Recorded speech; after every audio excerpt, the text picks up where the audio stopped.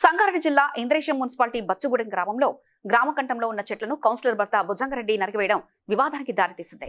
ఇటీవల జరిగిన కౌన్సిలర్ ఎన్నికల్లో మద్దతు ఇవ్వలేదన్న కారణంతో బర్రెలకు నీడనిచ్చే చెట్లను నరికించారని గ్రామస్తులు ఆరోపిస్తున్నారు. ఈ విషయంపై ప్రశ్నించిన నాయకుటి చంద్రయ్య రాజులను దూషించినట్లు తెలిపారు. దీనిపై పోలీసు స్టేషన్లో ఫిర్యాదు చేసినట్లు, అలాగే ప్రజావాణిలో కూడా ఫిర్యాదు చేయనున్నట్లు వారు పేర్కొన్నారు.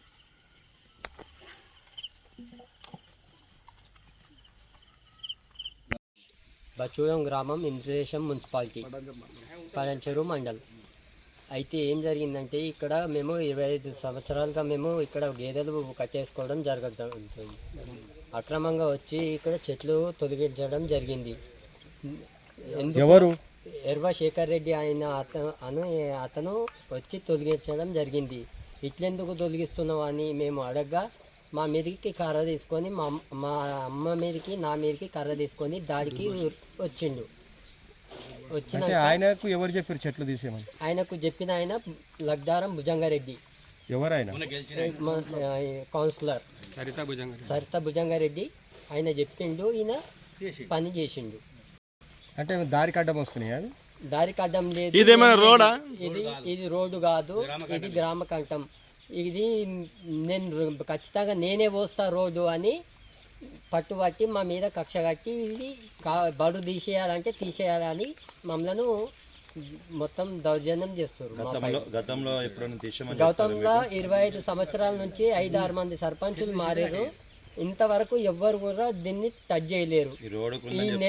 ఈ గెలిచిన నెల రోజుల తర్వాత ఫస్ట్ టైం ఇదే టచ్ చేసారు. దీన్నే టార్గెట్ పెట్టారు. ఎందుకు? ఇది రోడ్డు స్థలం కాదు, ఇది రోడ్డు స్థలం కాకనే ఆపేసారు దీన్ని.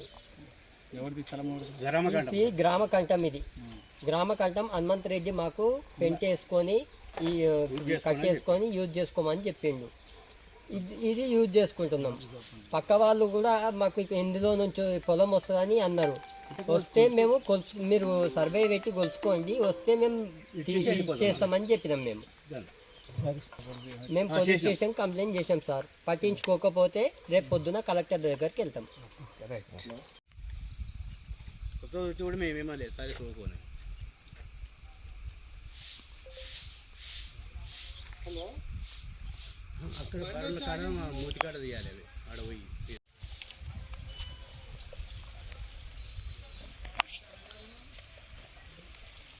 కూర్చొని మాట్లాడదాం రామంటారు.